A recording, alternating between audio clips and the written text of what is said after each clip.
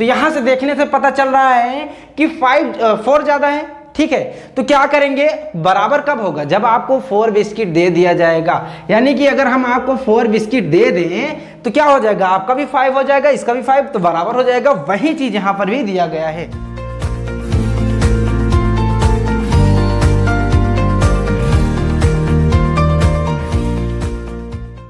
तो फ्रेंड्स, आज की क्लास में हम लोग पढ़ने वाले हैं एक्सरसाइज 3.2 की पहले क्वेश्चन का पहला क्वेश्चन, यानी कि फर्स्ट क्वेश्चन यह है। इसमें भी 2 क्वेश्चन है, तो पहला क्वेश्चन हम लोग पढ़ रहे हैं। ठीक है, तो फ्रेंड्स आइए क्वेश्चन को पढ़ते हैं, समझते हैं, फिर सॉल्व करते हैं। तो यहाँ पर क्वेश्चन में दिए गए हैं आपका कि 10 स्टूडेंट ऑफ क्लास 10th टूक पार्ट इन मैथमेटिक्स क्विज। तो मैथमेटिक्स क्विज था, उसमें 10 बच्चों ने पार्टिसिपेट किया। किस क्लास के, क्लास 10th के।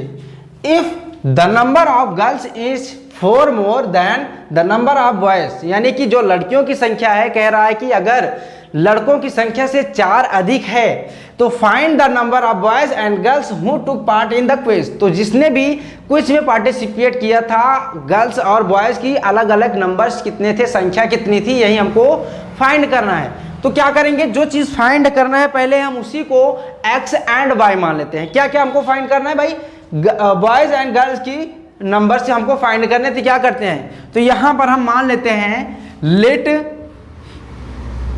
द नंबर ऑफ गर्ल्स, ठीक है, एक्स मान लेते हैं, गर्ल्स, यहां पर हमने एक्स मान लिया। अब इसी तरीके से हम मान लेते हैं बॉयज का भी, and the number of boys कितना हो जाएगा आपका, y। ठीक है, अब जो क्वेश्चन में आपको दिया गया हम उस हिसाब से पढ़ते हैं और सॉल्व करते हैं। क्या दिया गया है कि 10 स्टूडेंट ऑफ क्लास 10 टूक part in mathematics quiz, 10 student. ठीक है, तो अगर लड़कियों की संख्या x है, लड़कों की संख्या y है।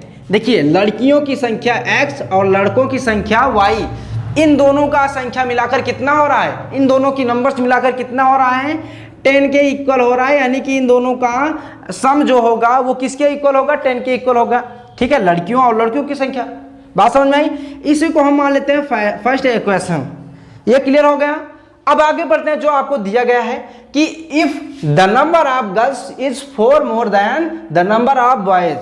तो इसमें यह कह रहा है आपका कि अगर लड़कियों की संख्या 4 अधिक है लड़कों की संख्या से, ठीक है, तो यहां पर देखिए लड़कियों की संख्या पहले हम लिखते हैं कितना है, यहां पर देखेंगे तो x, और लड़कों की संख्या कितनी है, y। इक्वल इसलिए कर रहे हैं क्योंकि अभी ये ज्यादा और कम की बात हो रही है। ठीक है, तो इसमें कह रहा है कि लड़कियों की संख्या कितनी है, 4 अधिक है लड़कों से। तो हम क्या करेंगे, लड़कों की संख्या में हम 4 जोड़ देंगे, 4 ऐड कर देंगे। ये थोड़ा सा अगर कम क्लियर हुआ है तो इधर देखिए, मान लीजिए आपको एक बिस्किट दिया आपकी मम्मी ने और आपके भाई को दे दिया 5। ठीक है, तो तुम्हारे भाई के पास कितने बिस्किट ज्यादा हैं, तो यहां से देखने से पता चल रहा है कि 4 ज्यादा है। ठीक है, तो क्या करेंगे, बराबर कब होगा, जब आपको 4 बिस्किट दे दिया जाएगा। यानी कि अगर हम आपको 4 बिस्किट दे दें तो क्या हो जाएगा, आपका भी 5 हो जाएगा, इसका भी 5, तो बराबर हो जाएगा। वही चीज यहां पर भी दिया गया है। ये चीज क्लियर हो गई। ठीक है, अब इसी को हम सेकेंड वाला मान लेते हैं इक्वेशन। अब उसके बाद हमको दूसरा काम क्या करना है, पॉइंट्स निकालने हैं, जो कि हम ग्राफ में रखेंगे और सॉल्व करेंगे। तो चलिए पॉइंट्स कैसे निकालते हैं, तो उनको हम क्या करते हैं, एक डिब्बा बनाएंगे, उसी डिब्बे में हम रख देंगे। ठीक है, x एंड y। अगर यहां पर फर्स्ट इक्वेशन में देखें, y की जगह पर अगर मैं 0 मान लेता हूं तो क्या आएगा, x की वैल्यू 10 हो जाएगी। ठीक है, तो यहां पर 0 मानते हैं और ये 10 हो जाएगा।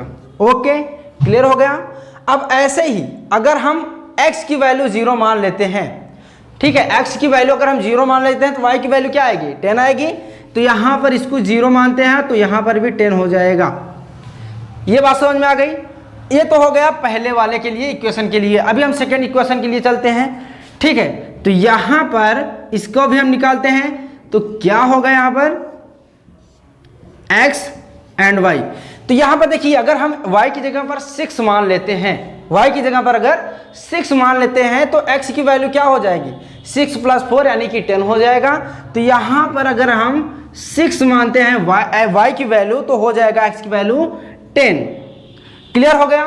अब देखिए यहाँ पर अगर हम 2 रख देते हैं y की वैल्यू, ये आपके ऊपर है, डिपेंड करता है कि आप क्या रखते हैं, ठीक है। तो y की वैल्यू अगर हम 2 रखते हैं तो x की वैल्यू हो जाएगी 6। तो यहाँ पर हम लिखते हैं 2 और इसकी वैल्यू क्या हो जाएगी 6। तो देखो अब हमारे पॉइंट्स क्या हुए, निकल गए हैं दोस्तों, ठीक है। अब हमको क्या करना है, इन पॉइंट्स को यहाँ पर रखना है, उसके बाद सॉल्व कर लेना है। ओके, तो यहाँ पर देखो y पर कितना चलना है हमको, यहाँ से देखेंगे तो 0 चलना है, और x पर कितना चलना है, 10 चलना है, ठीक है। कितना चलना है, 10 चलना है। तो यहाँ पर हम 7 तक लिखे हैं, तो हम क्या करते हैं, इसको हम और बढ़ा देते हैं, ठीक है। 8, 9 एंड 10 कर देते हैं, ठीक है। तो 10 हमको यहाँ पर चलना है तो यहाँ चलते हैं। अब कह रहा है कि वहीं पर भी y की जगह पर, y पर कितना चलना है, अभी हमको 10 पर चलना है। तो इधर देखेंगे तो 10 पर चलेंगे, 7 हो गया, 8 हो गया और 9 हो गया। यहाँ पर इसको थोड़ा सा हम क्वेश्चन को थोड़ा सा इरेज कर दे रहे हैं, ठीक है। तो यहाँ पर 9 हो गया और ये आपका 10 हो गया। क्लियर हुआ। तो ये आपका कौन सा पॉइंट था, पहले इसको भी लिख लेते हैं। तो ये आपका पॉइंट हुआ था 10,0 और ये आपका क्या हो जाएगा पॉइंट 0,10। क्लियर हुई। हमने जो जो पॉइंट था इसका वहां पर रखा हुआ है। अब करते हैं इसका भी हम ऐसे ही। तो यहाँ पर x की जगह पर y की जगह पर देखो 6 चलना है। तो y कहाँ है आपका, ये 6 है, ठीक है। y पर आपको 6 चलना है और x पर कह रहा है कि कितना चलना है आपको, 10 चलना है। तो यहाँ से देखेंगे तो 6 यहाँ से आया यहाँ पर और 10 चलना है हमको यहाँ पर। तो इसके सीधे पर जाएंगे तो यहाँ पर आपका कुछ बनेगा। ये हो गया आपका कौन सा 10,6। क्या हो गया 10, आपका हो गया 6। एंड अगला जो पॉइंट है आपको 2,6 y पर चलना है 2 और x पर चलना है 6। तो y पर ये है 2 और x पर चलना है आपको 6। तो यहाँ पर आपका कुछ ऐसे पॉइंट बनेगा और ये पॉइंट आपका हो जाएगा 6,2। अब हम क्या करेंगे, इन पॉइंट्स को हम मिला देते हैं। चलिए भाई मिलाते हैं। तो जो ये पहले पॉइंट्स थे इन दोनों को हम मिलाएंगे। देखिए ये मिला रहे हैं हम, ऐसे मिल गया, ठीक है। अब ये जो पॉइंट्स है इनको भी हम मिला देते हैं। ये आपका पॉइंट यहां पर मिल रहा है, ठीक है। अब ये कहीं भी जाए कोई दिक्कत नहीं, जो हमको पॉइंट्स मिलाना था मिला लिए हैं।